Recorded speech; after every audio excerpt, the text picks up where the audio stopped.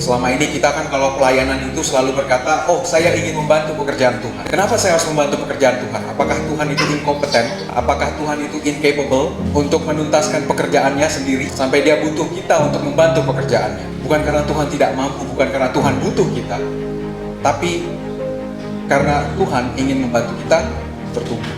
Ketika kita mengatakan bahwa kita ingin membantu pekerjaan Tuhan, kita merasa kita tahu caranya bantu Tuhan. Kita punya ide, punya gagasan dan lain-lain. Sehingga kita merasa, oh dengan melakukan ini saya sedang melakukan membantu pekerjaan Tuhan. Tapi nyatanya dalam prakteknya, jangan-jangan kita justru membuat rencana Tuhan malah jadi buyar. Ketika terjadi masalah, Tuhan dibawa-bawa. Itu yang lazim terjadi, yang sering kita lakukan. Ketika kita melakukan sesuatu, kita nggak pernah tanya Tuhan dulu. Tapi ketika ternyata inisiatif atau ikhtiar yang kita lakukan ternyata membuat kita menempatkan kita dalam kondisi yang tidak nyaman, kita langsung menyeret-nyeret Tuhan untuk ikut membereskan. Betul atau betul? Jadi apa yang salah, apa pilihan yang salah yang kita buat sekarang ini, itu bisa jadi bagian dari rencana Tuhan. Dan itu tetap menggenapi rencana Tuhan. Saudara, berapa kali pun saudara jatuh, yang penting bangkitnya harus lebih banyak. Jadi tidak ada kesalahan yang begitu besar yang tidak bisa Tuhan gunakan untuk menyatakan kemuliaannya. Itulah luar biasanya Tuhan, saudara-saudara.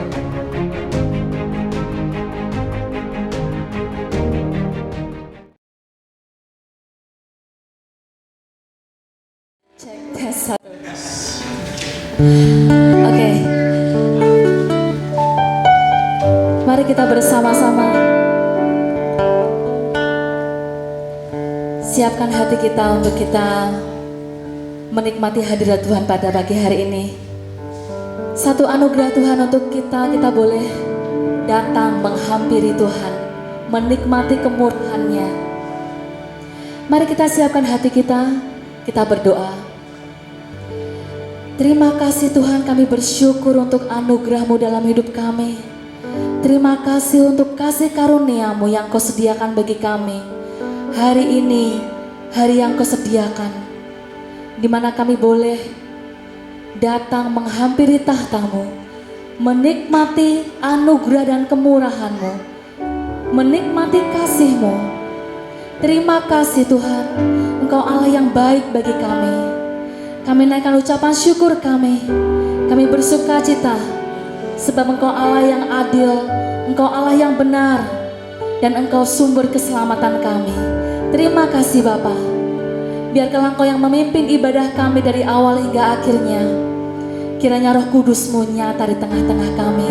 Di dalam nama Tuhan Yesus kami bersyukur dan berdoa. Kita yang percaya berkata, amin. Mari saya undang kita berdiri bersama-sama. Kita datang ke bait Tuhan dengan hati yang bersyukur.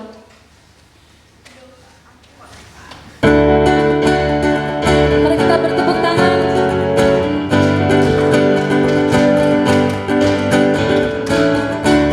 Kita bersyukur sebab Tuhan baik bagi kita.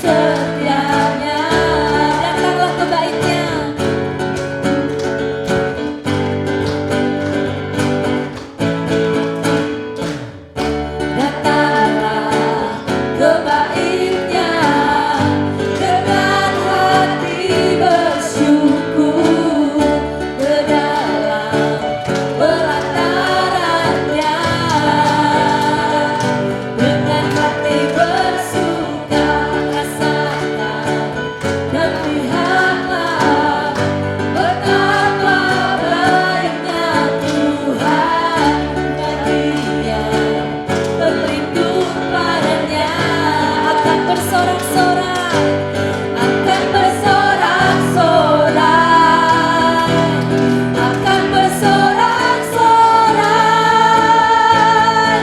Bersyukurlah kepada Tuhan, sebab Dia baik, bahwasanya untuk selamanya kasih setianya. Bersyukurlah kepada Tuhan, sebab Dia baik, bahwasanya untuk selamanya kasih setianya. Bahwasanya untuk selamanya, bahwasanya untuk selamanya, bahwasanya untuk selamanya, bahwasanya untuk selamanya kasih setianya. Bersyukurlah, amin. Silakan duduk kembali. Kita bersyukur sebab Tuhan sumber keselamatan kita. Dia Allah yang begitu baik bagi kita. Dia Allah yang setia, kasihnya kekal sampai selama-lamanya. Setiap kali kita dekat dengan Tuhan, Tuhan janjikan kita akan mengalami kemenangan demi kemenangan. Dan biarkanlah hari ini, pada pagi hari ini, dalam hidup kita mengalami kemenangan. Mari kita datang untuk menyembah Tuhan. Kami datang menyembah-Mu ya Bapa.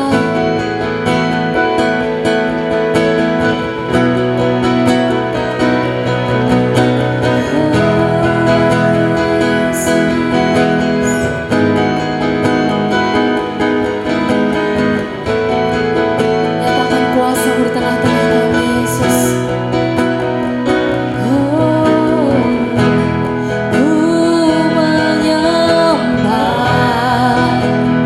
dalam kudus hadirat-Mu. Hampiri kata kasih karunia-Mu Bapa, kekuatanku, kekuatanku hanya kami dapatkan di dalam-Mu Yesus. Hadirat-Mu ya Tuhan, Yesusku, hanya Kaulah segalanya. Yesus, Kau segalanya. Ku yakin Kau hadir di sini. Ku rasakan kuasa yang tak terbatas. Ku yakin Kau nyata di sini. Kemenangan terjadi di sini. Kami datang menyembah-Mu Tuhan dengan kesungguhan hati kami.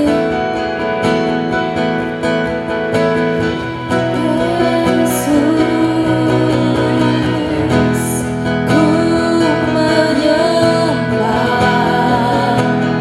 dalam kudus hadirat-Mu. Hampiri kata kasih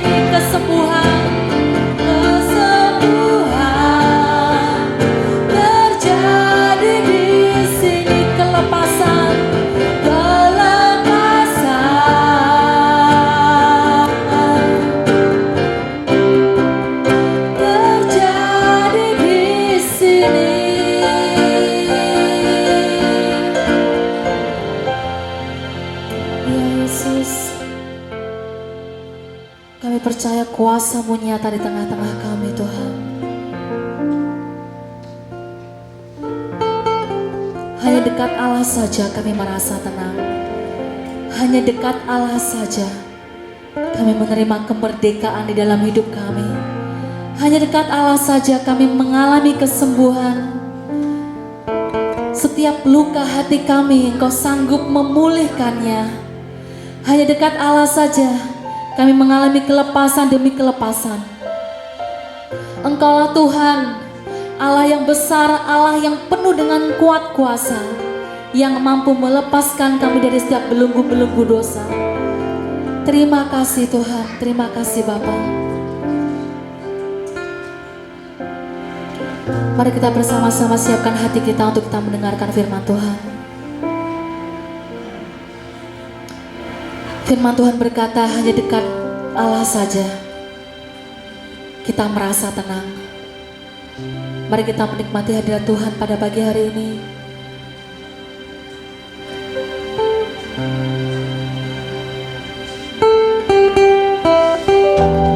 Terima kasih Yesus, terima kasih Tuhan.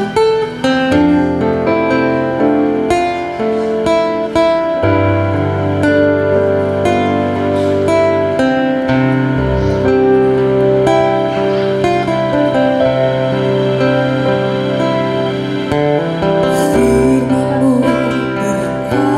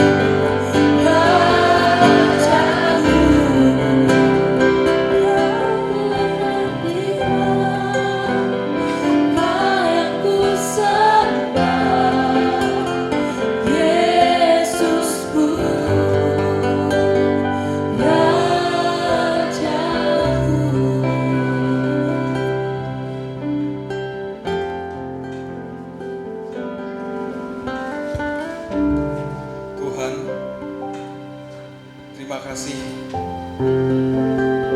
Kau mengangkat kami ya Tuhan ke hadirat-Mu saat ini. Sementara kami akan mendengar sedikit dari kebenaran firman Tuhan. Kiranya hadirat Tuhan hadir di ruangan ini, terutama hadir dalam ruang hati kami. Pimpin kami untuk memahami kebenaran yang Tuhan akan sampaikan, dan hamba sebagai perpanjangan lidah-Mu ya Tuhan, kiranya Kau urapi, begitu juga dengan yang mendengarkan. Kami berdoa di dalam nama Yesus. Amin. Silakan duduk, saudara-saudara. Shalom. Damai sejahtera Tuhan turun atas kita pada hari ini. Boleh yang berbahagia lambaikan tangannya. Puji Tuhan. Saudara-saudara yang terkasih, kita patut bersyukur karena kembali Tuhan bersama-sama kita dalam ibadah raya kita pada pagi Sabat yang indah ini. Saya juga bersyukur Tuhan menuntun dan telah menjaga, memelihara saya dalam perjalanan kemarin.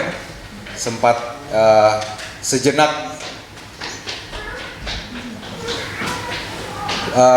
traveling ke Jakarta karena ada beberapa hal yang perlu diurus, dan kembali dengan selamat.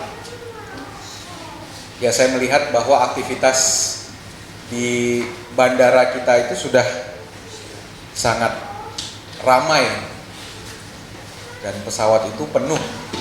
Jadi kalau melihat seperti itu, seandainya orang-orang tidak memakai masker atau face shield, sepertinya kayak semuanya sudah baik-baik saja. Tapi saya melihat tetap ada protokol kesehatan yang diterapkan dengan sangat baik, sehingga tetap, walaupun kayaknya wabah ini seperti terkesan jauh dari kita, tapi sebenarnya ada, saudara-saudara. Dan kita kadang-kadang maju mundur, ini cuek aja, tapi kadang-kadang bisa merasa khawatir, takut juga. Terutama saya pada pagi hari ini tadi agak kurang bangun dengan kurang enak badan, meriang, langsung pikir, aduh, jangan-jangan kena nih. Karena area-area yang paling disarankan untuk dihindari adalah, salah satunya adalah bandara, apalagi pesawat. Berada 1 jam saja berada dalam satu ruangan yang katanya ada satu orang, itu rentan sekali. Jadi, tapi ya saya terus berdoa agar boleh selalu terjaga, dijauhkan dari wabah ini. Karena kalau sampai saya memang terkena juga, wah, bisa kita semua diisolasi nanti. Baik, saudara-saudara,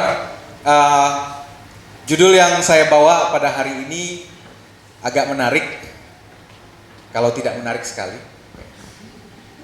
Judulnya Salah Tak Masalah. Ini muncul begitu saja, dan saya belum tahu mau bicara apa soal ini.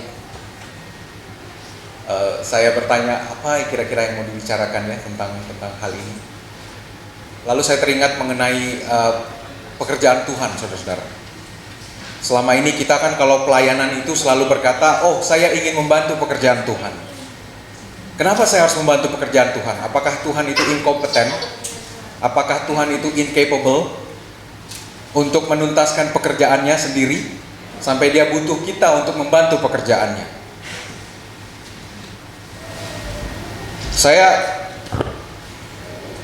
setiap pagi itu kan punya kegiatan reguler adalah membersihkan mobil. Nah, pada satu ketika saya sedang membersihkan mobil, anak saya yang paling kecil datang. dan gelagatnya menunjukkan seolah-olah dia ingin membantu saya.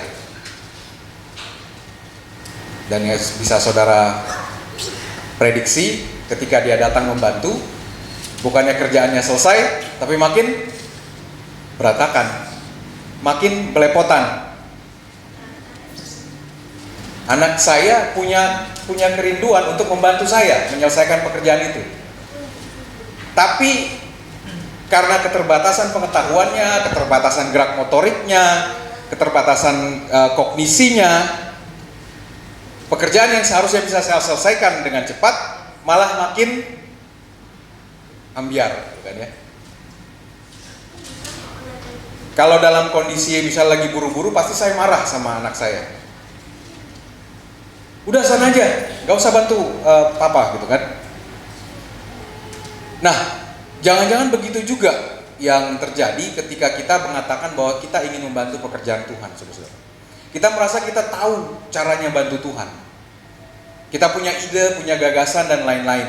Sehingga kita merasa, oh, dengan melakukan ini saya sedang melakukan membantu pekerjaan Tuhan. Tapi nyatanya dalam prakteknya, jangan-jangan kita justru membuat rencana Tuhan malah jadi buyar. Tapi saya percaya sebenarnya ketika Tuhan meminta kita atau mengajak kita untuk membantu pekerjaan Tuhan, bukan karena kita lebih hebat dari Dia, bukan karena kita punya ide yang lebih mutakhir, tapi karena Dia ingin menghabiskan waktu bersama kita. Bahwa dalam proses kita membantu Dia, selain kita menghabiskan waktu bersama dengan Dia, kita juga belajar dari banyak kesalahan yang kita lakukan. Yang tadinya mungkin belum tahu cara ngelap mobil atau apa, perlahan-lahan seiring dia bertumbuh semakin besar, dia makin ngerti, oh ada urutannya loh kalau bersihin mobil, ban dulu atau apa, disikat. Jadi begitulah seharusnya kita memandang ketika kita sedang berkata, saya ingin membantu pekerjaan Tuhan. Bukan karena Tuhan tidak mampu, bukan karena Tuhan butuh kita, tapi karena Tuhan ingin membantu kita bertumbuh. Nah, dalam pengalaman saya selama kurang lebih sejak 2009 saya terpanggil untuk melakukan pelayanan secara khusus pada kelompok yang spesifik, karena itu juga berkaitan dengan latar belakang saya. Saya mengalami jatuh bangun dalam pelayanan, dalam pengertian, dalam hal pendekatan dan apapun, saudara-saudara. Dan saya ingin membagikan sebuah ide atau sebuah cerita tentang Abraham. Karena kita tahu agama Kristen, agama Yahudi dan juga agama Islam itu sebenarnya satu rumpun agama Abraham. Nah, saya akan sedikit mengangkat persoalan kenapa pada akhirnya ketiga agama ini yang berasal dari nenek moyang yang sama, kok malah berselisih. Boleh. Ini saya temukan, kalau saudara-saudara bisa dapati dari Google ya, kalau searching. Ini adalah satu gambar yang kayaknya dibuat oleh, kita lihat di situ ada Christian Courier. Jadi dalam paradigma umumnya orang-orang Kristen ketika melihat saudara sepupu, atau dalam hal ini agama saudara sepupu yang melakukan hal-hal yang radikal, langsung otomatis mereka mencari justifikasinya atau merujuk ayatnya kepada ayat dari Kejadian 16, di mana dikatakan di situ Ismail akan menjadi seseorang yang tangannya di atas tangan orang lain. melawan tangan saudara-saudaranya. Jadi setiap tindakan yang keras dari mereka otomatis langsung merujuk ke ayat itu. Seolah-olah ayat itu adalah kutuk bagi Ismail. Tapi apakah benar seperti itu? Bahkan saya pernah baca ada sebuah diskusi di sebuah sekolah teologi ketika mereka bicara mengenai konflik yang terjadi di Timur Tengah, bagaimana gerakan-gerakan radikal itu bertumbuh. Mereka bilang, sekiranya Sarah dan Abraham sabar saja, katanya, pasti tidak akan terjadi kejadian seperti ini. Pasti tidak akan terjadi perselisihan antara keturunan Ismail dan Ishak. Mereka mengeluarkan pernyataan itu seolah-olah kalau mereka berada dalam posisi Abraham, mereka akan bisa lebih sabar daripada Abraham. Bahwa seolah-olah keputusan Abraham pada saat itu adalah merupakan sebuah kesalahan. Nah, saya ingin mengajak kita hari ini untuk melihat kisah ini lebih dalam lagi. Bahwa jangan-jangan rujukan setiap orang Kristen ketika melihat tindakan keturunan Ismail yang begitu keras terhadap saudara-saudaranya itu adalah kutuk dari Tuhan. Jadi ini pembenaran atau kebenaran. Ini adalah dua hal yang beda. Pembenaran adalah kita memaksakan sebuah ide dengan mencari rujukannya dalam ayat. Itu kan benar, itu pembenaran namanya. Tapi kalau kebenaran, kita harus membiarkan teks itu, firman itu menyatakan apa adanya. Nah, boleh lanjut. Semuanya diawali dari janji Tuhan untuk Abraham. Kita tahu kisahnya. Jadi kalau saudara-saudara perhatikan, tema kita kan sekarang persisten. Tuhan itu sangat persisten dalam usaha untuk menyelamatkan manusia. Udah mulai dari Adam, terus melalui Nuh. Lalu setelah Nuh pun orang kemudian melakukan pemberontakan terhadap Tuhan secara besar-besaran ya, dengan mendirikan menara Babel.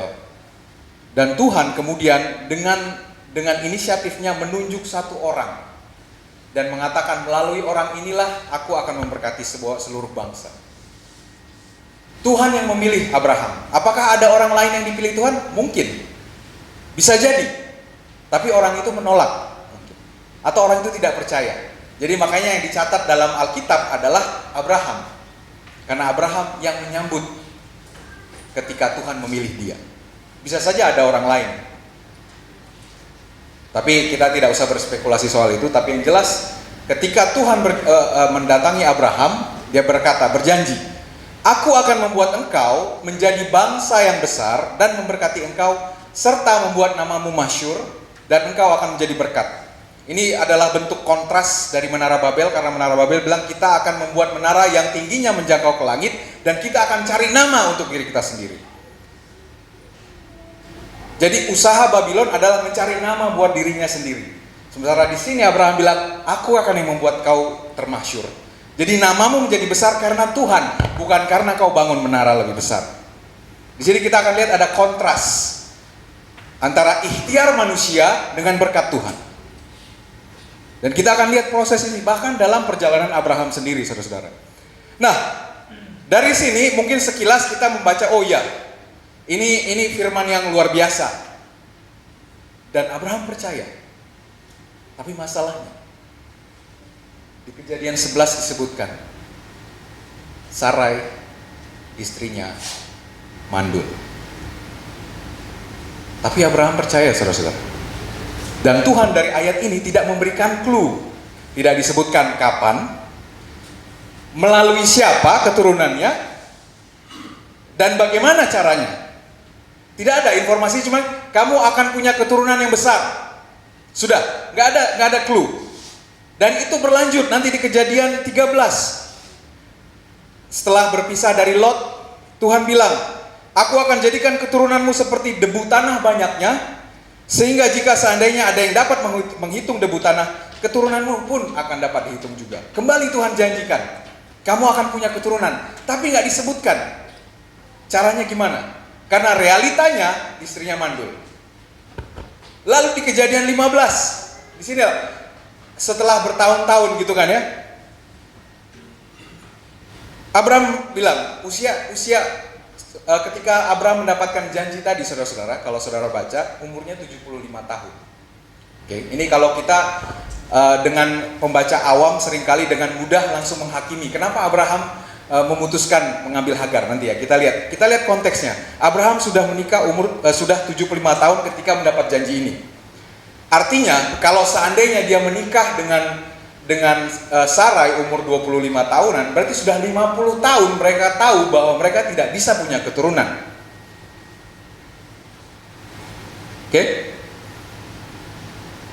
Jadi inilah konteksnya. Baru ketika mereka dapat janji, dia percaya. Walaupun tidak dikasih tahu Tuhan, tidak ada clue-nya dari Tuhan, caranya bagaimana. Makanya di Kejadian 15, Abraham bilang, "Ya Tuhan Allah, apakah yang akan kau berikan padaku? Karena aku akan meninggal dan aku tidak punya anak." Makanya terus dia berpikir, mungkin aku akan mewarisi rumahku kepada Eliezer. Oh, mungkin cara saya mendapatkan keturunan adalah dengan cara adopsi. Karena Tuhan gak kasih clue, saudara-saudara. Tapi lalu kata Abraham, "Engkau tidak memberikan padaku keturunan sehingga seorang hambaku nanti yang menjadi ahli warisku." Ini sebuah tindakan yang manusiawi. Dia percaya Tuhan akan memberikan keturunan, tapi Tuhan tidak kasih tahu caranya. Oh, mungkin caranya adopsi. Tapi Tuhan bilang, "Orang ini tidak akan jadi ahli warismu, melainkan anak kandungmu. Dialah yang akan jadi ahli warismu." Itu setelah beberapa tahun baru datang clue yang kedua. Keturunan itu adalah anak kandungmu. Oke, dapat clue yang kedua. Tapi tetap tidak mengubah realita. Istrinya mandul. Barulah setelah 10 tahun dari janji itu masuk ide gagasan ini. Boleh? Ya.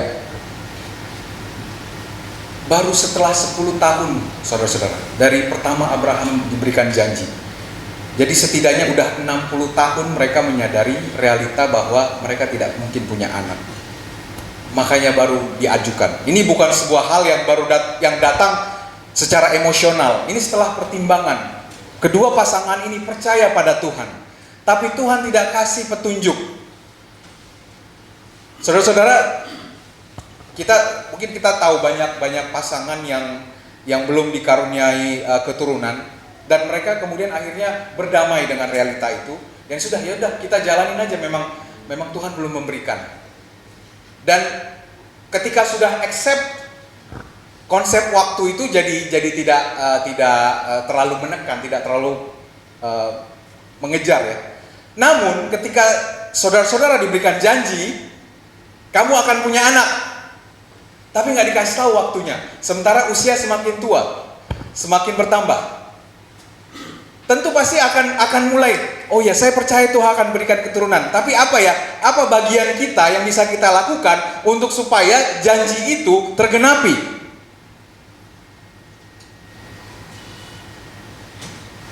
Dari situlah baru setelah 10 tahun, saudara-saudara, 10 tahun, baru Sarai ngomong ini. "Engkau tahu Tuhan tidak memberikan aku melahirkan anak. Karena itu baiklah hampiri hambaku itu. Mungkin oleh dialah aku dapat memperoleh seorang anak."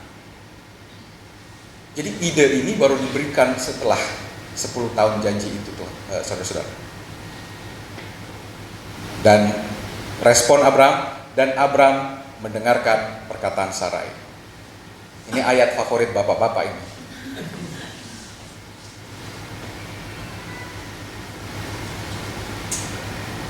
Kalau sekarang kan, kalau bicara poligami, prinsipnya rata-rata bilang lebih baik minta maaf daripada minta izin.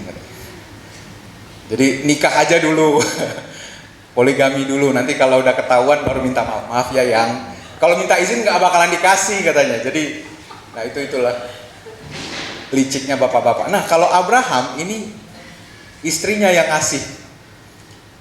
"Hampirilah hambaku itu." mungkin dari dialah kita akan punya anak. Karena Tuhan bilang, itu anak kandungmu. Jadi ini adalah restu atau inisiatif dari sang istri, saudara. Dan Abram mendengarkan. Ya nggak mungkinlah Abram nolak ya.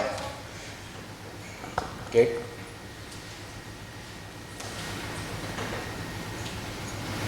Tapi kembali,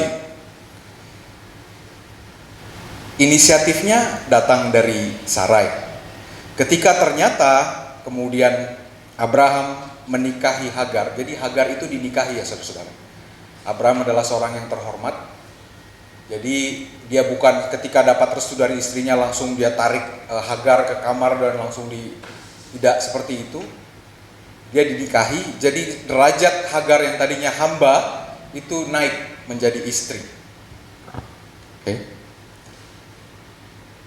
Dan ya, ini adalah sebuah hal yang kembali, ini adalah psikologis manusia yang sangat wajar.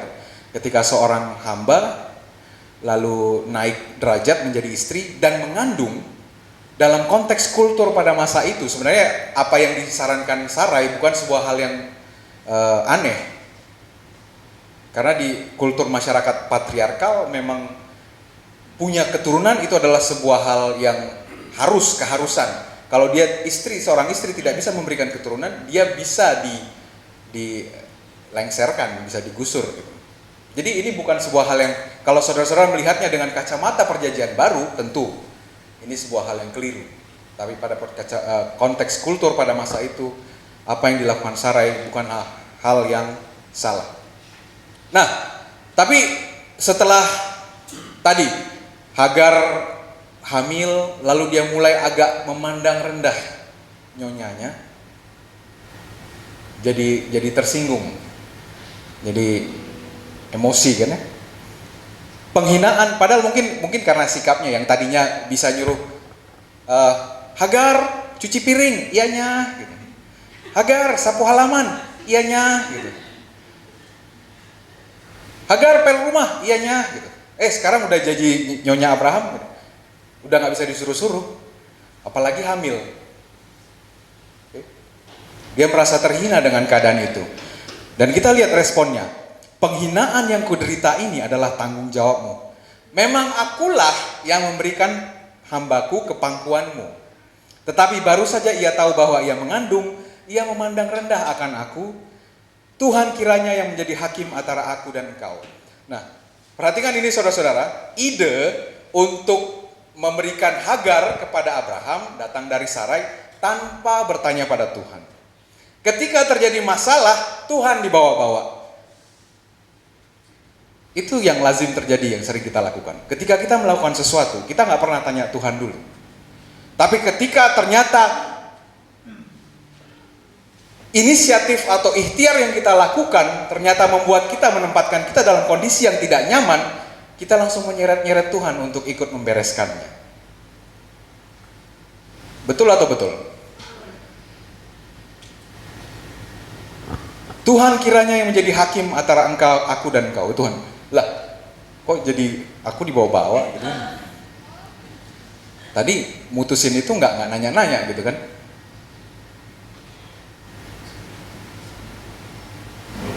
Next. Ya.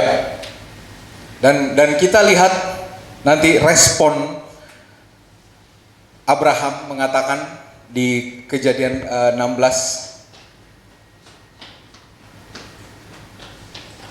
perbuatlah apa yang baik sebentar.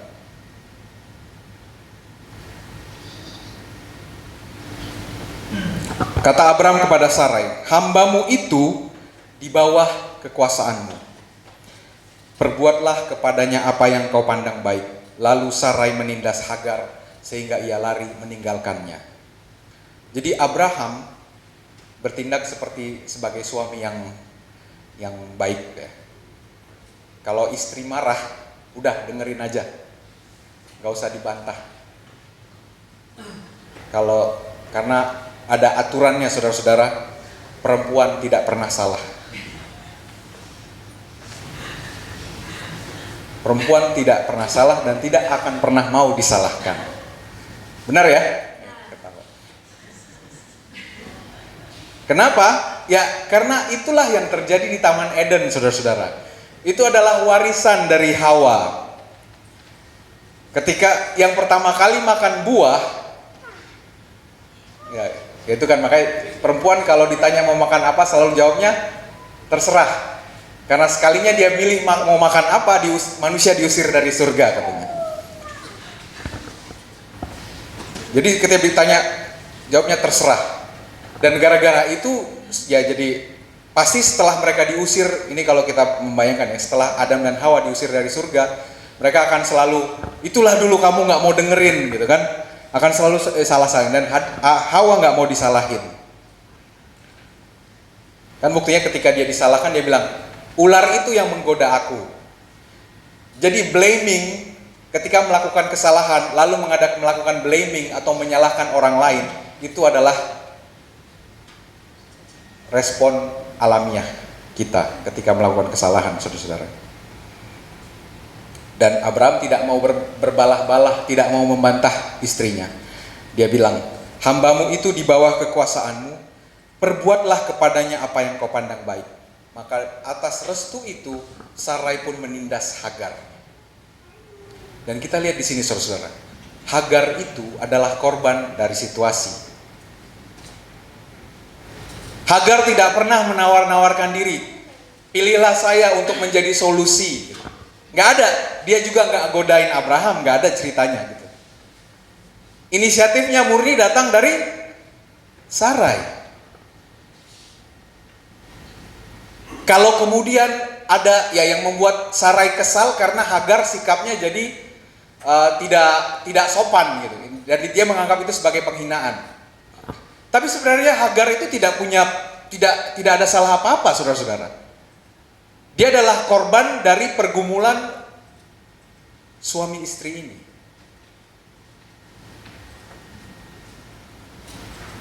Ya. Nah, dari situlah kemudian kata menindas di sini, saudara-saudara, itu bukan hanya secara verbal atau secara psikis, tapi juga secara jasmani. Jadi dalam keadaan sedang hamil seperti itu, perlakuan Sarai sangat keras, harsh kepada Hagar. Mungkin sampai dijambak atau dipukul, makanya dia kabur. Nah, dalam keadaan seperti itulah kemudian muncul ayat berikut ini. Lalu malaikat Tuhan menjumpainya dekat suatu mata air di padang gurun, yakni dekat mata air di jalan ke Syur. Ada beberapa hal menarik yang mungkin saudara-saudara belum pernah dengar. Kalau sudah pernah dengar, ini hanya untuk mengingatkan kembali. Yang pertama, kata malaikat Tuhan, atau kalau dalam King James Version, angel of the Lord, itu baru muncul di ayat ini. Dalam huruf besar, angel of the Lord. Dan ini disinyalir sebagai wujud pra-eksistensi Yesus. Jadi ini bukan Gabriel atau apa. Ini adalah Yesus sendiri, angel of the Lord. Itu di frase di ayat inilah pertama kali muncul. Terus yang kedua, mata air di jalan ke Syur. Syur itu, saudara-saudara, itu terletak di daerah Hawilah, sebelah perbatasan sebelah selatan daerah Kanaan menuju ke arah Mesir. Nah, dari informasi ini kita dapat bahwa Hagar orang apa? Orang Mesir. Jadi respon orang ketika misalnya dia kabur pasti kemana? Pulang ke kampung. Jadi dia mau pulang, melarikan diri ke rumahnya, balik ke Mesir. Dan tahu jarak antara Syur, Abraham tinggal di Mamre. Jarak antara Mamre dengan Syur itu sekitar 60 mil atau 100 km, saudara-saudara.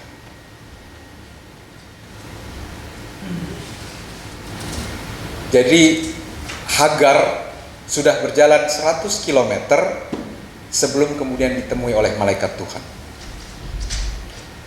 Saya coba googling. Berapa kecepatan rata-rata orang menempuh jarak 100 km? Rata-rata kecepatan orang menempuh 1 km itu sekitar 1 jam itu 5 km jalan kaki. Average. Berarti untuk 100 km itu butuh 20 jam. Itu kalau sehat.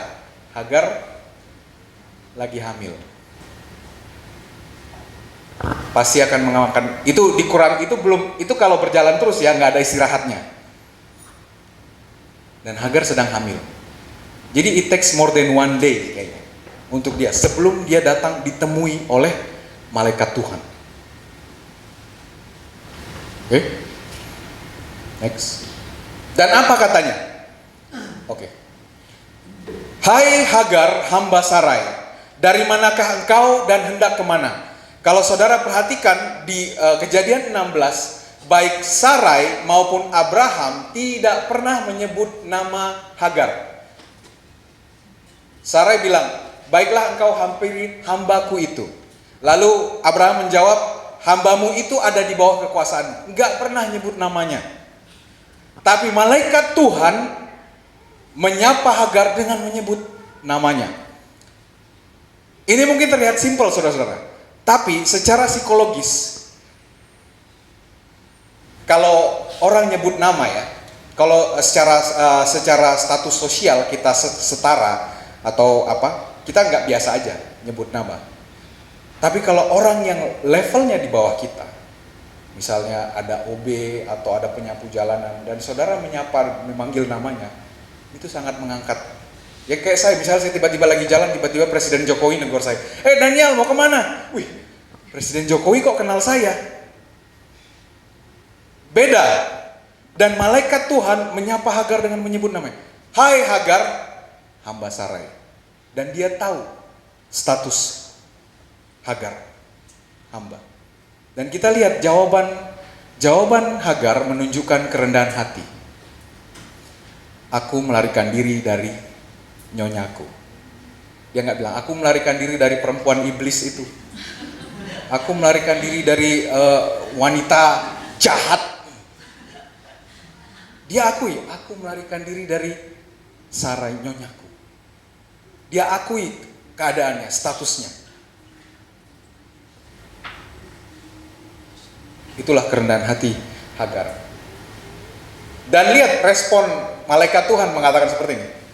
Kembalilah kepada nyonyamu, biarlah engkau ditindas di bawah kekuasaannya. Udah jalan 100 km saudara-saudara, ketemu orang asing yang kayaknya baik nih, tiba-tiba saudara disuruh balik lagi ke dalam kondisi yang akan membuat dia tersiksa, teraniaya. Kira-kira mau apa enggak? Mau enggak? Enggak ya? Pasti nggak mau, kecuali ada kompensasi. Nah, kompensasi apa yang diberikan sehingga Hagar mau menuruti perintah malaikat Tuhan ini? Nah, inilah yang akan kita lihat.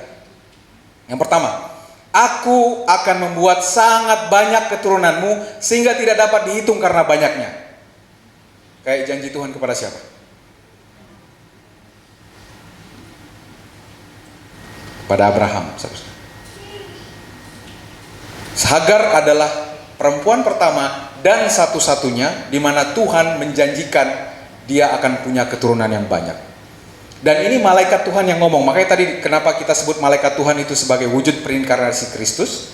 Karena dia bilang, aku yang akan membuat keturunan. Dia nggak bilang Tuhan akan membuat keturunan banyak. Enggak. Malaikat Tuhan itu bilang, kalau dia cuma malaikat, dia tidak mungkin bisa membuat keturunan banyak.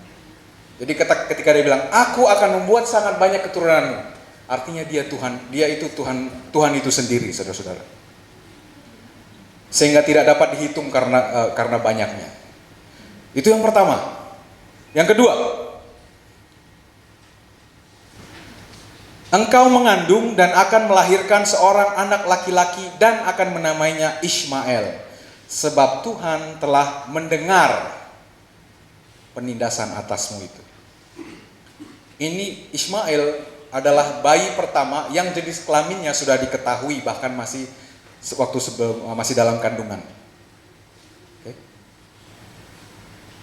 Hanya ada 6 atau 7 tokoh dalam Alkitab yang Tuhan berikan nama.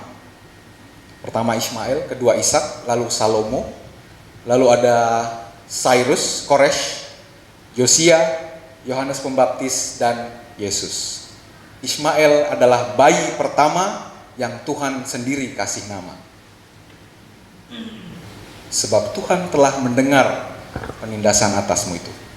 Nah, dua ini kan janji. Ini kan Tuhan sedang memberikan Hagar kompensasi supaya dia mau pulang lagi ke rumah Abraham. Karena memang Tuhan berencana Ismail harus besar, harus dibesarkan di rumah Abraham. Nah, yang berikutnya, seorang laki-laki yang lakunya seperti keledai liar. Nah, ini salah satu ayat yang sering digunakan oleh orang-orang Kristen pada umumnya untuk membenarkan bahwa sikap keturunan Ismail yang radikal itu ya kayak keledai liar ini. Nah, kembali kita memaksakan ide kepada teks. Nah, sekarang kita lihat, biarkan Alkitab yang menjelaskan dirinya sendiri. Keledai liar dalam konteks Alkitab apa? Seperti apa? Boleh? Nah, menyebut keturunan kita dengan menyandingkannya dengan hewan itu bukan hal yang aneh dalam perjanjian lama, saudara-saudara. Dalam Kejadian 49 sebelum Yakub wafat, dia menyebut anaknya satu-satu. Dan dia sandingkan nama anaknya sesuai dengan sifat hewan-hewan. Yehuda anak singa, Isakar keledai yang kuat, dan ular beludak, Naftali rusa betina, dan Benyamin serigala. Kalau zaman sekarang kita nyebut apa? Serigala lu, ya itu kayaknya menghina ya. Anjir. Buaya lu. Tapi dalam konteks ini, saudara-saudara, ini bukan hal yang aneh. Jadi ketika malaikat Tuhan bilang, anakmu akan seperti keledai liar, kita harus pahami apa maksudnya keledai liar. Apakah itu kutuk atau sebenarnya Tuhan sedang menjanjikan sesuatu? Nah, kita lihat tadi menyebut anak dengan keledai liar bukanlah hal yang asing. Berikutnya, karakteristik keledai liar berdasar Alkitab, saudara-saudara. Boleh pilih. Berkemauan keras, memilih jalannya sendiri, berusaha mendapatkan apa yang diinginkannya. Habitatnya di gurun pasir. Dia tidak melarikan diri apapun, selalu bebas, memiliki gaya hidup nomadik, dan dia menolak kemapanan. Dan ini sesuai dengan karakteristik orang-orang Arab Badui. Tinggal di gurun pasir, keras, dan gak mudah dikalahkan, gak mau diperbudak. Justru mereka nanti kita baca di Yusuf, nanti mereka jadi pedagang budak yang membawa Yusuf ke Mesir. Orang-orang Ismailites disebut orang-orang Ismail. Jadi keledai liar, boleh lanjut, adalah menunjukkan Ismail, keturunan Ismail adalah orang yang tidak suka diperbudak, tidak mudah ditaklukkan, menyukai kebebasan dan berkelana di padang gurun. Itu yang Tuhan sedang nyatakan. Next. Nah, yang terakhir, tangannya akan melawan tiap-tiap orang dan tangan tiap-tiap orang akan melawan dia, dan di tempat kediamannya ia akan menentang semua saudara-saudaranya. Ini tadi yang saya gunakan. Kata menentang, saudara-saudara, ini jadi bahan diskusi karena dalam bahasa aslinya yaitu alpene, penekanannya bukan secara bukan secara psikologis tapi geografis. Oke. Nih, LAI mengartikannya dengan kata menentang. Kita lihat perbandingan dengan translation yang lain. Boleh? Nah, itu terjemahan atau tafsiran. NASB. Alpene diartikan he will live to the east of all his brothers. Dia akan tinggal di sebelah timur saudara-saudara. Berikutnya, King James Version. He shall dwell in the presence of all his brethren. Dia akan tinggal di tengah-tengah, bermukim atau menetap di tengah-tengah saudara-saudaranya. Lalu kita lihat ya versi yang lain. New International Version. He will live in hostility towards his brothers. Dia akan hidup dengan permusuhan dengan saudara-saudaranya.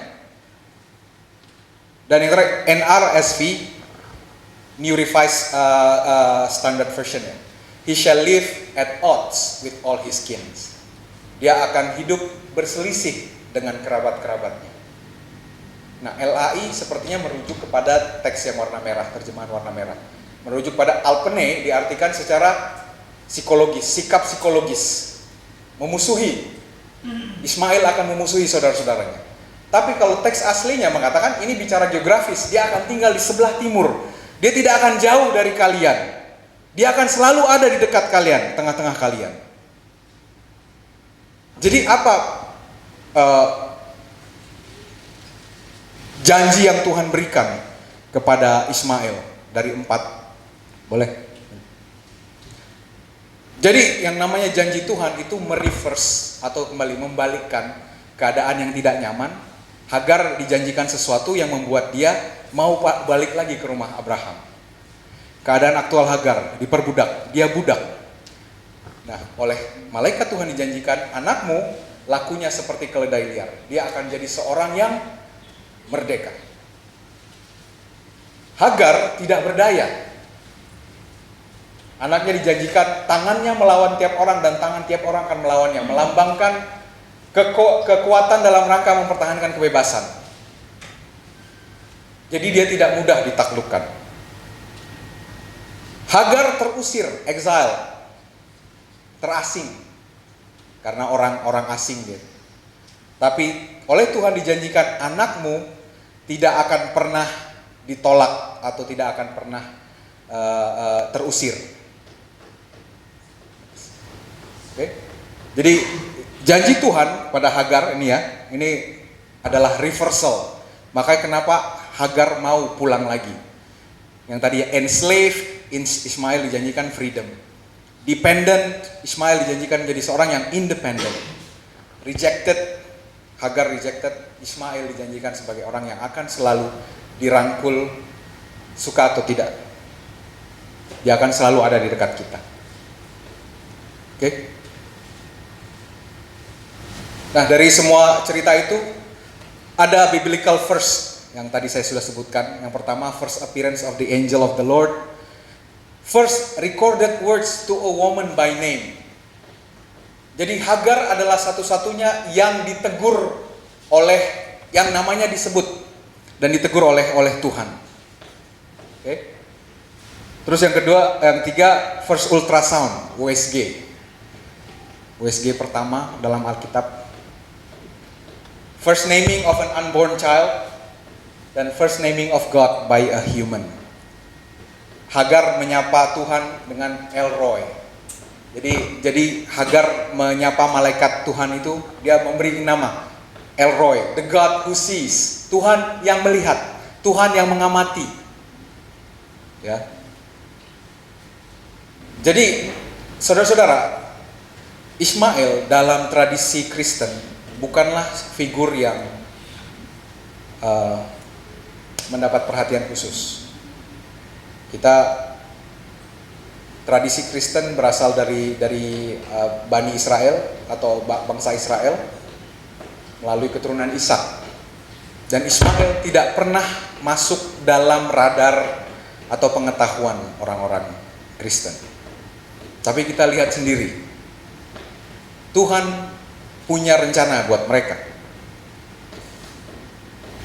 Dari sebuah hal yang tampaknya seperti sebuah kesalahan, saudara-saudara. Coba aja mereka lebih sabar sedikit ya, pasti nggak akan ada itu kelompok Ismail yang akan merusuh, yang akan membuat kita nggak susah beribadah atau apa. Coba aja lebih sabar dikit, nggak akan ada yang melakukan bom bunuh diri dan lain-lain.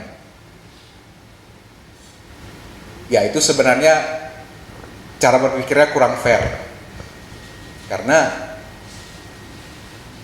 sebenarnya pengajaran yang sebenarnya tidak seperti itu. Nah, jadi apa hubungannya dengan judul kita tadi? Salah tak masalah. Yang pertama, salah itu manusiawi, saudara-saudara. Setelah keluar dari Taman Eden, kita itu rentan dan akan selalu berada dalam posisi mengambil pilihan yang salah. Karena itu sudah keputusan kita. Ketika berdosa kita kehilangan power of choice, tapi masih memiliki right to choose. Itu dua hal yang berbeda. Dulu ketika bersama Tuhan kita masih punya power of choice, kuasa atas pilihan kita, itu berkuasa. Tapi setelah berdosa kita hanya punya right to choose. Kita bisa memilih. Dan pilihan apapun itu yang kita ambil, baru ketahuan itu pilihannya benar atau salah setelah kita menjalani. Ya, sama seperti tadi ketika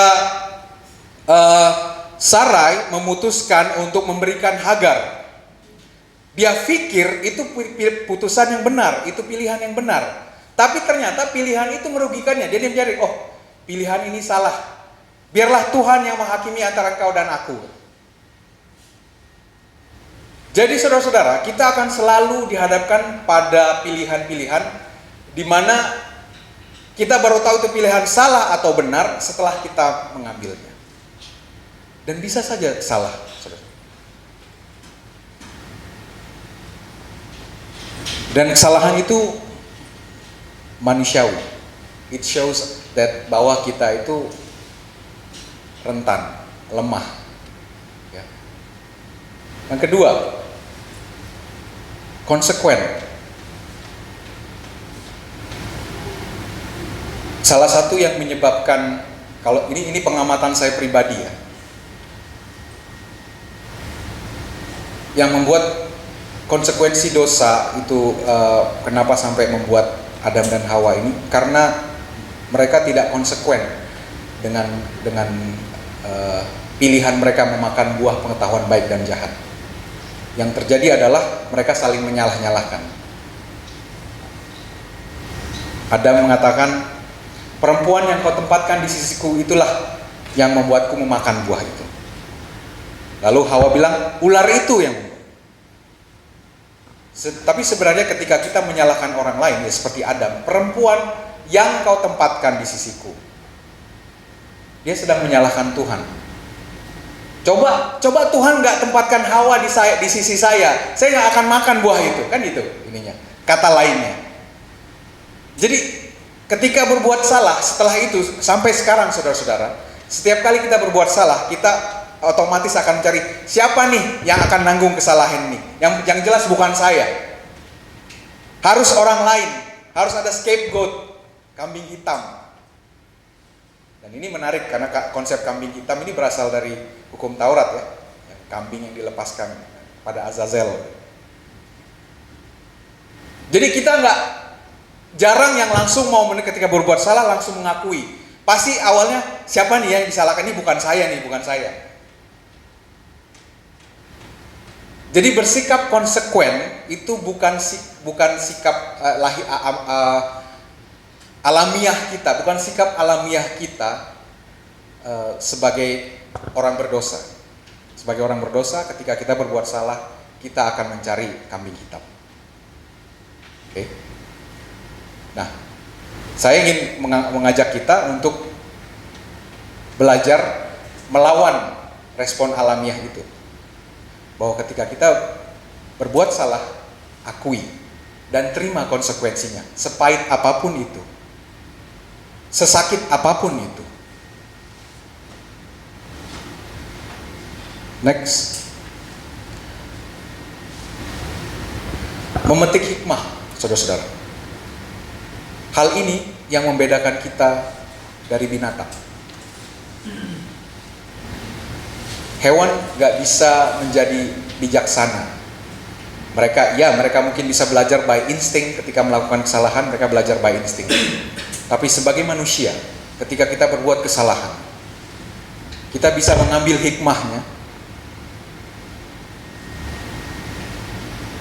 Kita kan dibilang, keledai tidak jatuh ke lubang yang sama 2 kali. Ketika kita berbuat salah, kita belajar dari kesalahan itu, dan itu meningkatkan kebijaksanaan kita, saudara-saudara. Jadi Tuhan sengaja menempatkan kita dalam keadaan yang bisa saja memilih pilihan yang salah, itu untuk menuntun kita, mengangkat derajat kita menjadi orang yang bijaksana. Karena setelah berdosa, derajat kita tuh turun. Yang tadinya mulia, yang tadinya diselubungi kemuliaan Tuhan, gara-gara dosa kita kehilangan semua itu. Dan Tuhan sedang berusaha mengangkat derajat kita. Dan Tuhan bekerja melalui kesalahan-kesalahan yang kita perbuat. Jadi tidak perlu takut berbuat salah. Kita akan selalu jatuh, bangun. Berapa kali pun jatuh, saudara jatuh, yang penting bangkitnya harus lebih banyak.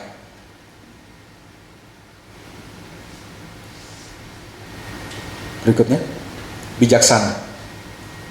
Kebijaksanaan itu adalah kita bisa melihat segala sesuatu secara proporsional, tidak memihak, saudara-saudara. Seperti tadi, kalau selama ini kita memandang kisah Hagar dan Ismail dengan kacamata perspektif sentimen negatif antar agama. Kita melihat, oh Ismail ini kesalahan, Hagar ini kesalahan. Itulah makanya jadi kutuk, dan mereka sekarang menjadi duri dalam daging buat kita, buat umat Tuhan. Tapi ketika saudara sudah melalui berbagai macam kesalahan, pelanggaran, itu membuat saudara punya perspektif yang luas dalam memandang segala sesuatu. Tidak lekas memvonis, tidak lekas langsung mengetuk palu bahwa oh ini sebuah kesalahan yang fatal. Bijaksana itu bisa membuat kita melihat dari berbagai sisi, sehingga tidak lekas menghakimi. Ya. Dan terakhir,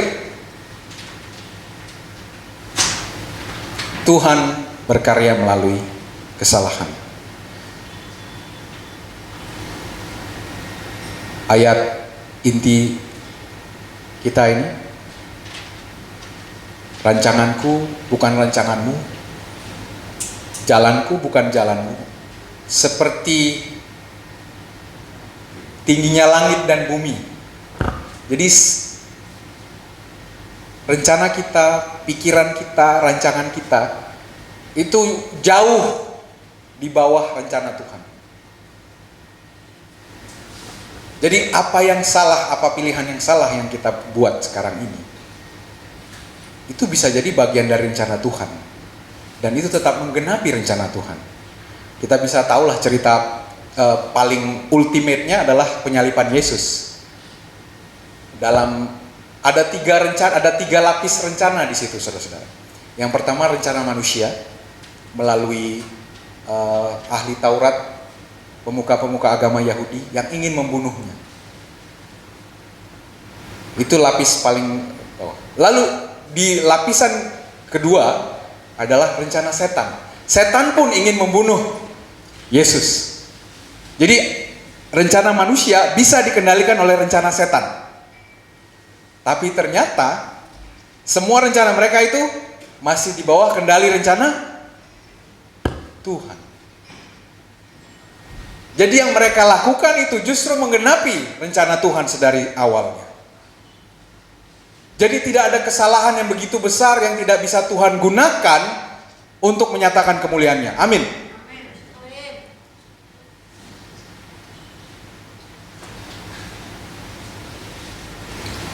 Itulah luar biasanya Tuhan, saudara-saudara. Tidak ada kesalahan yang begitu fatal bagi Tuhan, yang membuat dia kecewa, yang membuat dia jadi terhina. Tidak ada, saudara-saudara. Apapun bisa Tuhan gunakan untuk membesarkan, untuk menggenapi rencananya. Jadi hari ini, bila saudara-saudara sedang dihadapkan pada situasi yang membuat saudara ragu untuk melangkah, membuat saudara, ini benar nggak pilihan saya? Karena takut berbuat salah itu adalah musuh dari progres. Bila saudara mau maju, harus berani untuk berbuat salah. Belajar dari kesalahan dan maju lagi. Tentu ada tipe-tipe kesalahan dan lain-lain, nanti kita bahas nanti kalau. Tapi yang jelas, kita setelah berdosa menjadi makhluk yang lemah, tapi Tuhan berusaha sempurnakan, Tuhan ukir, Tuhan kuatkan melalui kesalahan-kesalahan yang kita perbuat. Itu undangan saya hari ini kepada kita semua. Semoga jadi berkat dan kita diingatkan kembali bahwa Tuhan senantiasa nyata karyanya dalam kehidupan kita. Tuhan memberkati.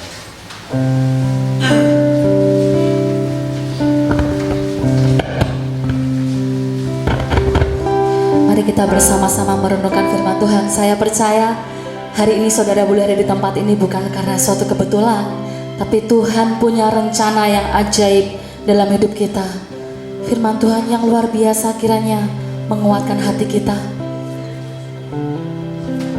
Saat ini keadaan apapun yang sedang saudara alami, sedang terhimpit, sedang tidak berdaya, satu-satunya cara yang benar adalah mencari Tuhan. Mencari Tuhan supaya kita hidup di dalam rencananya. Mari kita datang kepada Dia dengan segenap hati kita. Tuhan tetap baik, rencananya tetap bisa terjadi. Maukah saudara hidup di dalam janji Tuhan? Tuhan memulai hidup kita dengan janji. Kita lahir ke dunia karena sebuah janji. Dan perjalanan hidup kita, mari kita hidup di dalam janji-janjinya Tuhan sampai semuanya tergenapi. Jikalau hari ini tidak seperti janji yang indah itu, firman Tuhan berkata, bagi Dia tidak ada yang mustahil. Mari kita menghidupi janji-janji Tuhan, membawa diri kita mengarahkan kepada janjinya. Kita tuntun hidup kita kepada janji Tuhan. Bagi Tuhan tak ada yang mustahil. Bagi Tuhan tak ada yang tak mungkin. Mujizat yang disediakan bagi kita.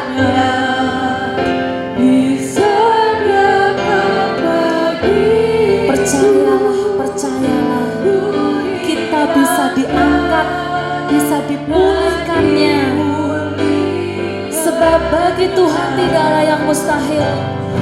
Bagi Tuhan tak ada yang mustahil. Bagi Tuhan tak ada yang tak mungkin. Percayalah Dia. Mujizatnya disediakan bagimu. Ya Yesus, kami percaya Tuhan.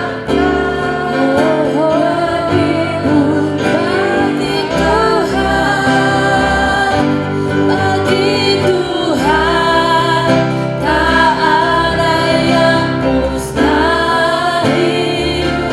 Bagi Tuhan tak ada yang tak mungkin.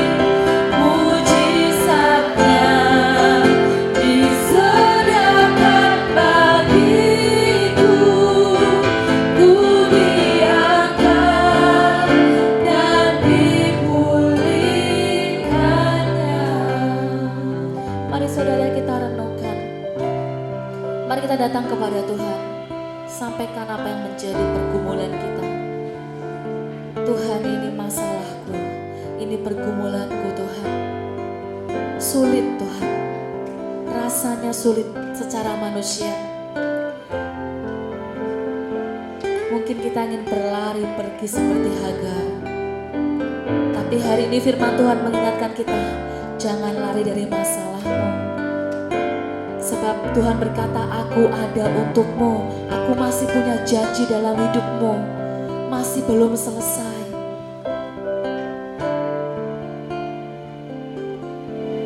Mari kita datang kepada Tuhan. Sampaikan pergumulan kita kepadanya. Dia ada di tengah-tengah kita.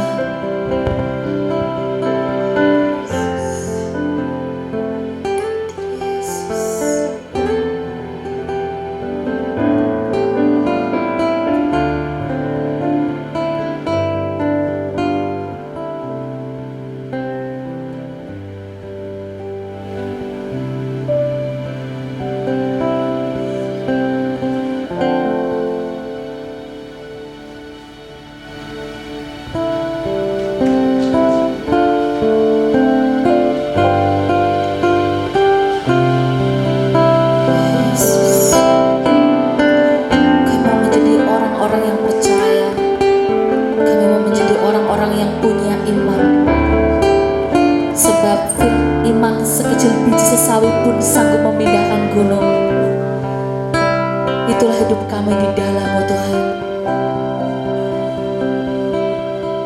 Engkaulah jalan keluar bagi masalah kami. Engkaulah sumber solusi kami Tuhan. Kami bawa hidup kami Tuhan melekat dengan Tuhan, dekat dengan Tuhan, dekat dengan rencana Tuhan. Mari saudara kita berdiri bersama-sama, kita nyatakan dengan iman kita. Sebab bagi Tuhan tidak ada yang mustahil. Bagi Tuhan tak ada yang mustahil. Bagi Tuhan tak ada yang tak mungkin. Mujizatnya disediakan bagi kami. Disediakan bagiku.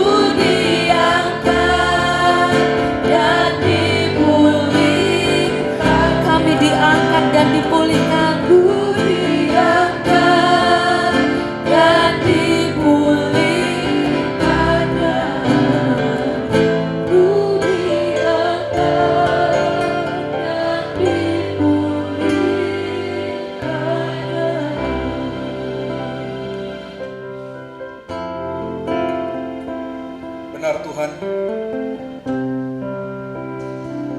tak ada yang mustahil bagimu. Tidak ada yang begitu besar di hadapanmu ya Tuhan yang tidak dapat kau selesaikan. Kamilah yang terlalu kecil ya Tuhan, yang tidak sanggup melihat jangkauan rencana dan rancangan Tuhan dalam hidup kami. Ampunilah kami yang sering mengeluh ya Tuhan, ketika kami sedang berada dalam kondisi yang sulit, yang membuat kami mempertanyakan kehadiran-Mu ya Tuhan, dan terkadang membuat kami mengutuk Engkau ya Tuhan. Ampunilah kami Tuhan. Ampunilah betapa kecilnya hati kami, iman kami kepadamu ya Tuhan. Sementara begitu nyata kehidupan kami dipelihara sedari dulu hingga hari ini ya Tuhan. Pertolongan Tuhan terus tidak berkeputusan dalam hidup kami. Namun kerap kali kami lupakan itu ya Tuhan. Tuhan terima kasih untuk kebenaran kesaksian pengalaman dari kisah Abraham, Sarah, Hagar, dan Ismail Tuhan. Bahwa dalam rumitnya hubungan antar manusia ya Tuhan, Tuhan bisa gunakan, Tuhan bisa nyatakan kebesaran Tuhan dan menggenapi rencana. Kami merindukan pengalaman yang sama ya Tuhan, agar kami bisa punya cerita yang menyaksikan kebesaran dan keindahan Tuhan dalam hidup kami. Kami tahu masing-masing kami punya pergumulan yang sulit, yang mungkin tidak bisa kami bagikan satu sama lain ya Tuhan. Hanya bisa kami ceritakan kepada Engkau. Tuntunlah kami masing-masing ya Tuhan, setiap keluarga, setiap pasangan rumah tangga yang hadir di tempat ini ya Tuhan, untuk Kau selalu berkati, untuk selalu Kau ingatkan ya Tuhan,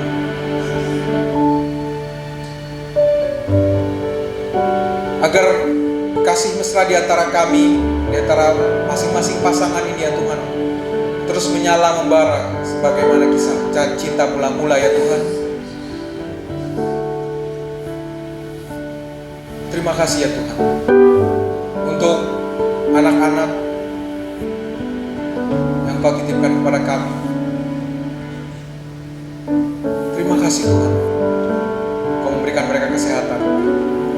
Segala hal baik kami usahakan, kami persiapkan bagi mereka, agar mereka tumbuh menjadi manusia yang berkualitas ya Tuhan, manusia yang takut akan Tuhan,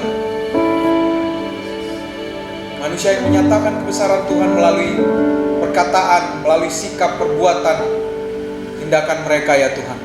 Menjadi kebanggaan bagi kami, menjadi umat-umat Tuhan yang setia dimanapun mereka kelak berada ya Tuhan. Sebagai orang tua, berilah kami hikmat Tuhan dalam mendidik mereka, menyangkupkan kami